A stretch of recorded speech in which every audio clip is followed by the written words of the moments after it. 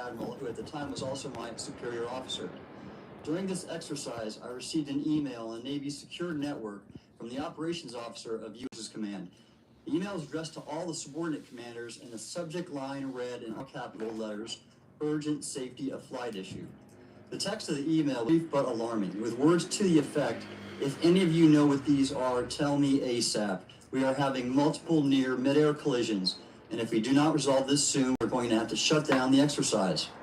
Attached to the email is what is now known as the Go Fast video, captured on the forward-looking infrared sensor of one of the Navy F-A-18 aircraft participating in the exercise.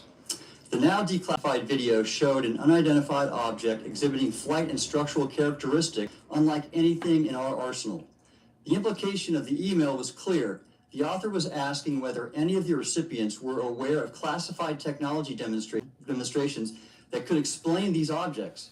Because the DoD policy rigorously deconflicts such demonstrations with live exercises, I was confident this was not the case. The very next day, that email disappeared from my account, those of the other recipients, without explanation. Moreover, the commander of Fleet's command and the operations officer never discussed the subject, even during weekly meetings specifically designed to address issues affecting exercises like the one in which the Theodore Roosevelt Strike Group was participating. This lack of follow-up was very concerning to me. As the Navy's chief meteorologist at the time, I was responsible for reducing safety of flight risks. Yet it appeared to me that no one at the flag officer level was addressing the safety risks posed by UAPs. Instead, pilots were to mitigate these threats on their own without guidance or support. I concluded that the UAP information must have been classified within a special access program managed by an intelligence agency. That is a compartmented program that even senior officials, including myself, were not into. Last year's UAP hearing before this oversight committee confirmed that UAP-related information is being withheld from senior officials and members of Congress. And just this week, I learned from former DoD official Chris Mellon that satellite imagery of UAP from a few years ago still has not been shared with Congress. Equally concerning, last year's UAP hearing also revealed that elements of the government are engaged in a disinformation campaign to include personal attacks designed to discredit UAP whistleblowers.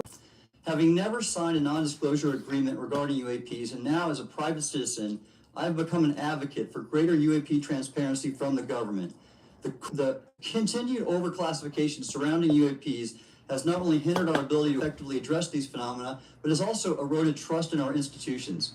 While I have previous bipartisan legislation passed by Congress concerning UAPs, a more comprehensive approach is needed to address the broader implication of UAP on public safety and national security, as well as the socioeconomic opportunities that open UAP research could unlock.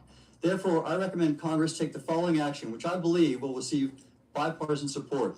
First, establish robust oversight of the executive branch's management of UAP information by directing key officials, beginning with the director of the DoD's All-Domain Anomaly Resolution Office, to provide comprehensive briefings on what the government knows about UAP and does not know.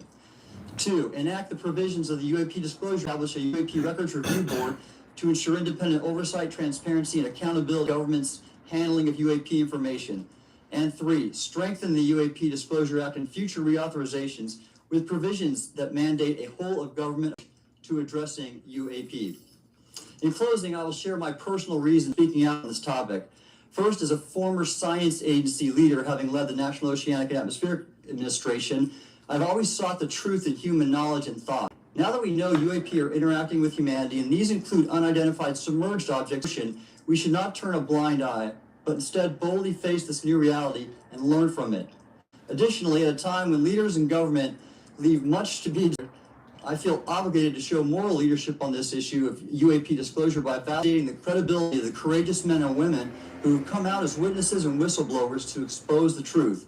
My speaking out has encouraged others to do the same, and it's my hope over time that a number of your constituents will want to know the truth and about UAP, and this number will increase to such an extent that the congressional action I've just recommended will become inevitable. Thank you, and other questions. Thank you. I will now recognize Mr. Elizondo for his opening statement. Greetings, Chairwoman Mace, Chairman Grothman, Ranking Members Connolly and Garcia, members of the committee. It is my honor and privilege to testify before you on the issue of unidentified anomalous phenomenon, formerly known as UFOs.